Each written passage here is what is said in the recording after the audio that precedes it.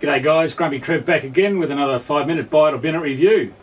This time we've got this little thing. You can't see it, I know, it's a little DVR camera. So what we're going to do is stick it on the bench. I'll flash some pictures up here too so you can see it, and we'll give you a really quick bench review. This thing is tiny. Look, going to be great for micros. I don't know about anything bigger, but it's a quarter CMOS sensor, and it records in 720p, 30 frames a second.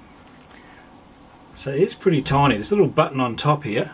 I don't know if you can see that, but when you start the quad up, or when you plug it in, it's glowing red. When you press the button, it'll start flashing, indicating it's recording, and you can also see that in the DVR itself. You get some letters at the bottom right hand side which actually flash red. Anyway, what we'll do, we'll stick it on a quad. I'm actually going to stick it on a King Kong ET100 and give that a bit of a fling around the backyard and see how it goes.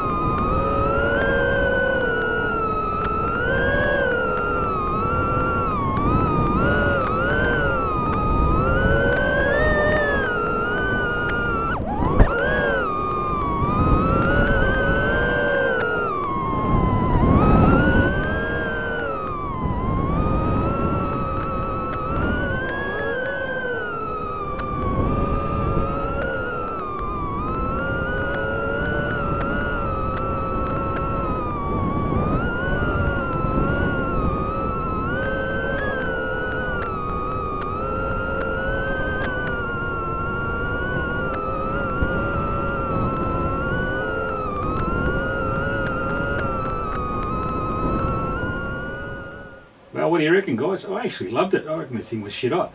For 22 bucks, that's Aussie, I think it's 17 bucks US or something like that.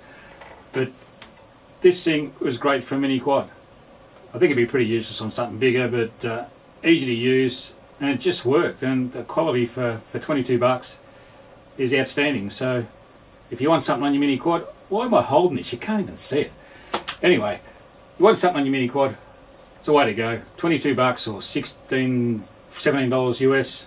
Yeah, look, grab one. I reckon they're great. Well worth the bucks. So, yeah, give it a go. I'll leave a link down below if you're interested in getting one. Anyway, if you like the video, give us a thumbs up. If you don't like it, give us a thumbs down. I don't give a shit either way. Catch you next time, guys.